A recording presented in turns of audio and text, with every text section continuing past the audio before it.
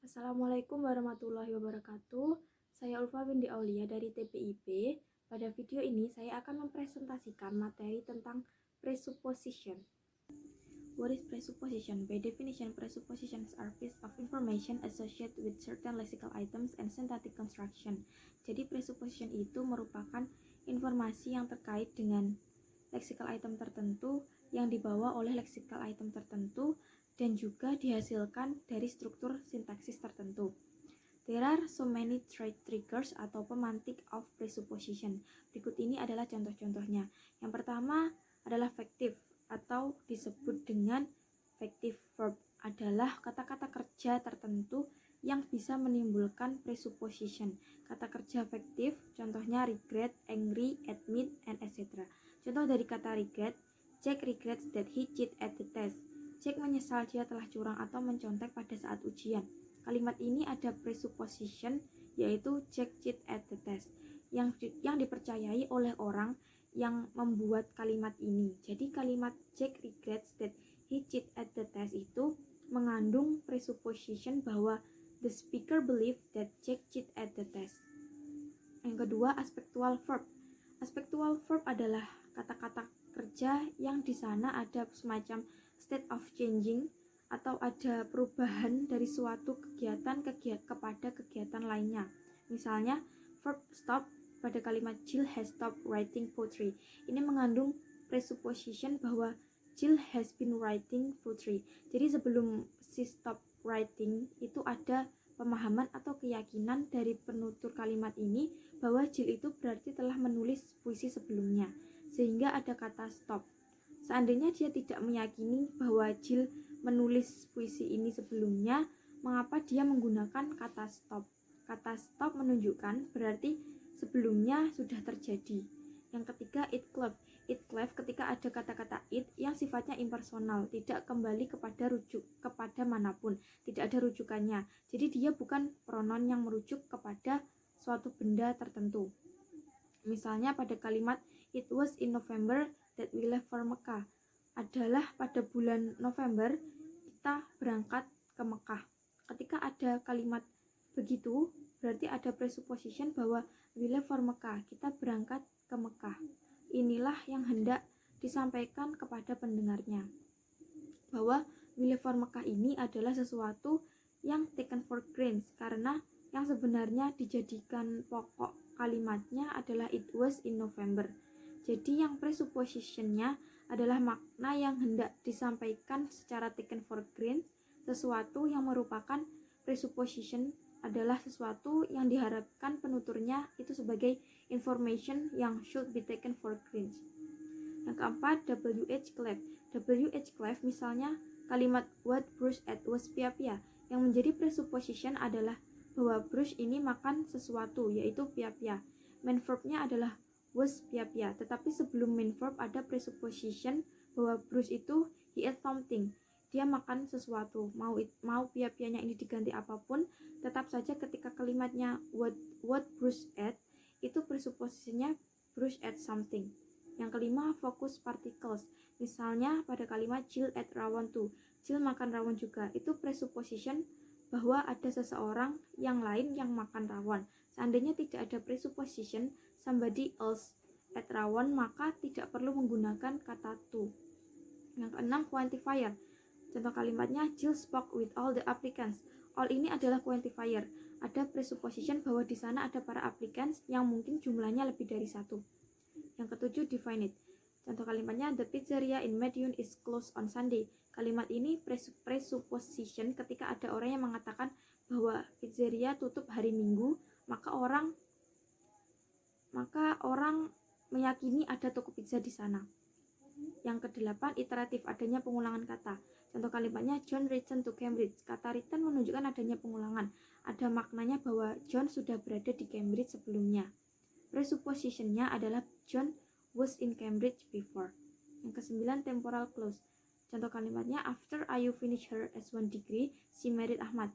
Yang dinamakan temporal clause adalah after.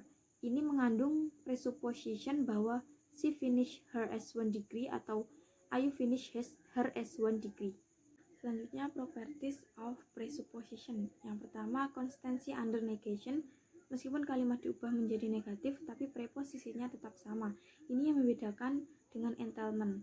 Sebuah ucapan kalimat S mengandaikan proposisi P jika dan hanya jika A jika S benar maka P benar, B jika S salah maka P tetap benar. Contoh kalimatnya, the pizzeria in Madiun is closed on Sunday. Kalimat negatifnya, the pizzeria in Madiun is not closed on Sunday. Presuppositionnya, there is a pizzeria in Madiun. Walaupun kalimat itu diubah menjadi negatif, kalimat itu tetap memiliki presupposition yang sama, yaitu there is a pizzeria in Madiun. Yang kedua, divisibility atau cancelability. Jadi bisa di-cancel presupposition sebagaimana conversational implicature, tetapi tidak seperti entailment semantik.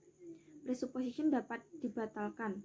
Jadi divisibility sama seperti conventional implicature, tapi berbeda dengan semantic entailment. Presupposition bisa dibatalkan atau cancelable, dan sebuah presupposition itu bisa dibatalkan ketika bertentangan atau tidak konsisten dengan 3 hal. Yang pertama, background assumption. Mary got married before she finished her S1 degree. Presuppositionnya, she finished her S1 degree. Mary died before she finished her S1 degree. Presuppositionnya, she finished her S1 degree. Jika kita bandingkan kedua kalimat ini, keduanya sama-sama menggunakan temporal clause before, tetapi kalimat atau preposisi yang dapat di-cancel adalah kalimat kedua karena bukan presupposition, dan juga kalimat itu termasuk common knowledge karena seorang yang sudah meninggal pasti tidak bisa melakukan sesuatu seperti menyelesaikan studi, tetapi bila menikah hal itu masih mungkin terjadi. Jadi yang seharusnya temporal clause itu bisa memantik presupposition itu malah menjadi tercancel. Yang kedua, conversational implicature. If John is organizing a steak night, Mary will be angry that he is doing so. Implicationnya, perhaps John is organizing a steak night, perhaps he is not. Presuppositionnya, John is organizing a steak night. Presupposition itu bisa dibatalkan ketika tidak sejalan dengan conversational implicature. Nah, kita lihat contohnya, kata angry bisa memunculkan presupposition akan, tetapi kalimat ini didahului oleh condition clause, yaitu if. Berarti implicature yang hendak disampaikan adalah perhaps John is organizing a steak night, perhaps he is not. Jadi bisa iya atau tidak. Maka presupposition yang mestinya effective verb bisa memunculkan presupposition menjadi terbatalkan karena bertentangan dengan conversational implicature. Yang ketiga, certain discourse context. There is no king of France, therefore the king of France is not bold. Presuppositionnya, there is king of France. Contoh ini berkaitan dengan divine articles. Ketika ia mengatakan Raja Prancis itu tidak buta, maka ia meyakini bahwa Raja Prancis itu benar-benar ada, tetapi disebutkan pada kalimat sebelumnya bahwa there is no king of France, maka France itu republik dan tidak mungkin ada raja. Maka presupposition yang sebelumnya muncul, there is king of France, itu menjadi tercancel. Selanjutnya yang ketiga, the projection problem. The projection problem adalah persoalan atau masalah terkait dengan presupposition ketika kalimat yang mengandung presupposition itu berubah dari simple menjadi compound atau kompleks. Apakah presupposition yang ada pada kalimat itu bisa bertahan atau bisa survive tetap ada pada kalimat yang telah berubah menjadi kompleks itu ataukah tidak? Inilah yang dijadikan sebagai problem. Yang pertama, it is in general expected that the presupposition of a simple sentence will ascend to become the presupposition of the complex sentence, of which the simple sentence is a part. Secara umum, diduga bahwa presupposition dalam kalimat-kalimat yang simple atau simple sentence itu akan ada atau will ascend atau akan turun, tetap ada, tetap bertahan menjadi presupposition of the complex sentence, yang mana complex sentence ini mengandung simple sentence yang tadi. Hanya saja dalam beberapa hal tidak mesti seperti itu yang terjadi. Yang kedua, the projection problem manifests itself into opposite direction. Jadi ada kemungkinan itu yang justru berlawanan antara satu dengan yang lainnya. On the one side of the projection coin, Soal projection ibarat sebuah koin yang memiliki dua mata koin. Jadi yang dinamakan projection adalah berpindahnya kalimat simple menjadi kalimat kompleks. Apakah di situ itu presuppositionnya dapat diproject atau bisa ditampilkan di sana juga atau tidak. Ternyata ada dua kemungkinan yang berlawanan. On the one side of the projection coin, the presupposition of a component sentence may fail to be project onto. Bisa jadi gagal untuk diproyeksikan ke dalam kalimat yang kompleks tadi itu.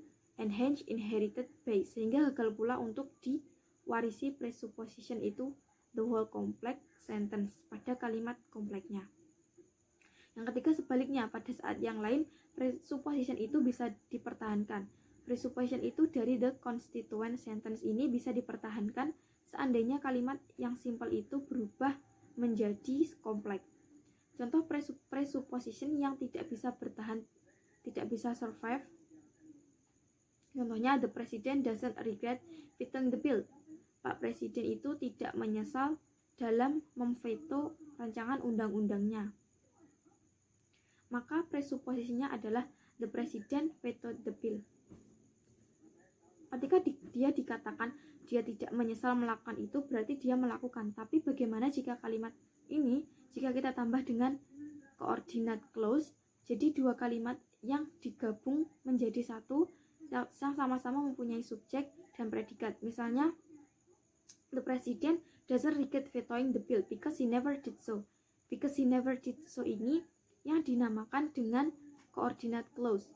Jadi yang mengandung subjek dan ada predikatnya juga. Nah, dalam kalimat kedua ini, presupposition yang tadi ada itu tidak bisa dipertahankan. Kalimat seperti ini tidak bermakna does not presuppose the president vetoed the bill. Jadi presupposition yang ada di sini gagal untuk bisa bertahan ketika kalimatnya berubah menjadi lebih kompleks. Artinya presupposition ini di sini tidak bisa diproyeksikan. Contoh lain, I'm sure John's wife is beautiful. Presuppositionnya adalah John has wife. Tetapi jika kalimatnya I'm sure John's wife is beautiful if he has a wife, maka presuppositionnya yang tadi ada di awal gagal untuk tetap bisa bertahan pada kalimat yang lebih kompleks. Contoh lain, misalnya ditambah kata-kata tertentu yang bisa menghilangkan presupposition. Contohnya said, imagine, dream. Contoh lain, Mr. Wang is the emperor of China. Presuppositionnya adalah ada yang dinamakan kaisar Cina itu, tapi jika didahului dengan kata dream, Mr. Wang dream that he is the emperor of China, maka presupposition yang ada di kalimat simpelnya menjadi gugur. Pada saat-saat tertentu, presupposition itu bisa bertahan meskipun berubah menjadi kalimat yang kompleks. Misalnya kalimat-kalimat yang mengandung kata returns atau again. Contohnya, Susan returns to England. Presuppositionnya adalah Susan was in England before. Lalu diubah menjadi kompleks. Is Susan returns to England, she will be arrested. Presuppositionnya tetap bisa dipertahankan. Ataupun either Susan return to England or she will flee to Spain. Presuppositionnya tetap bisa dipertahankan. Jika returnnya ditaruh di main clause, maka tetap saja. If Susan miss her home, she will return to England. Presuppositionnya tetap bisa dipertahankan. Inilah yang disebut dengan the projection problem dalam presuppositions. Sekian presentasi dari saya. Mohon maaf jika ada salah kata dan pengucapan. Terima kasih. Wassalamualaikum warahmatullahi wabarakatuh.